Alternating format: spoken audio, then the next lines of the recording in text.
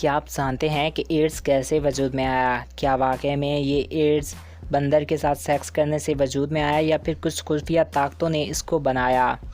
کیونکہ انسانوں کی لاکھوں سال کی تاریخ میں 1970 سے پہلے ایڈز کا کوئی وجود نہ تھا۔ بعض ماہرین کے مطابق ایڈز پہلی بار 1970 عیسوی کے عشرے میں افریقہ میں ظاہر ہوئی، جب ایڈز سے متاثرہ ایک سبز بندر نے ایک مقامی فرد کو کاٹا۔ اس کے بعد یہ آہستہ آہستہ انسانوں میں پھیلتا گیا، اور کچھ لوگوں کا خیال ہے کہ ایڈز کا آغاز افریقہ میں تب ہوا جب جنگل میں رہنے والے انسان نے بندر کے ساتھ سیکس کیا۔ روزانہ ایڈز کی وجہ سے 100 لوگ مرتے ہیں۔ اقوام متحدہ کے مطابق ایڈز سے متاثرہ افراد کی 90% تعداد سیاہ فام افریقوں میں سے ہے اور جنوب مشرقی ایشیا کے لوگوں پر مشتمل ہے۔ ایڈز کے وسیع پھیلاؤ سے یہ عکس کیا گیا کہ امیر صنعتی ممالک نے تیسری دنیا کے ممالک کی آبادی کو کم کرنے کے لیے ایڈز وائرس کو جینیاتی طریقوں سے خفیہ لیبارٹری میں اپنی تجربہ گاہوں میں تیار کیا۔ اس پہ تحقیق کرنے والوں کے مطابق کئی حکومتی دستاویز اس کی تصدیق کرتے ہیں۔ ان میں سے ایک امریکہ کا نیشنل سیکیورٹی میمورنڈم NSS 2000 ہے، جسے 1970 کے عشرے کے اول میں امریکی security adviser doctor harass Kissinger نے لکھا تھا۔ یہ دستاویز 1970 میں منکشف ہوئی۔ یہ ایک بھیانک انکشاف تھا۔ اس دستاویز کے مطابق تیسری دنیا کے لیے امریکی خارجی پالیسی کا سب سے اہم خزان کی آبادی کم کرنا ہے، چاہے کیونکہ امریکی معیشت کو کئی قسم کی معدنیات اور وسائل بیرونی ممالک خصوصاً پسماندہ ممالک سے حاصل کرنے ہوتے ہیں۔ اسی طرح ان ممالک کی آبادی کم کرنا امریکہ کے مفاد میں ہے۔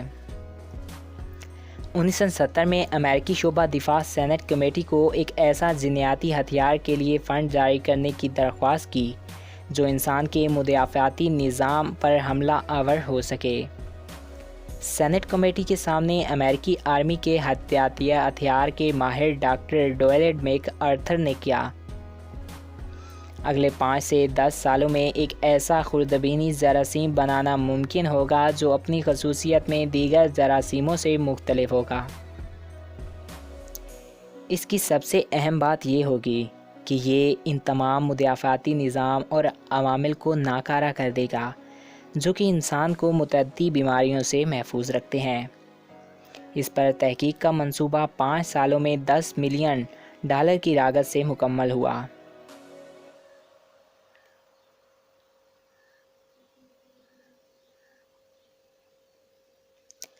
اور اس منصوبے کے لیے امریکہ نے لاگت جاری کر دی۔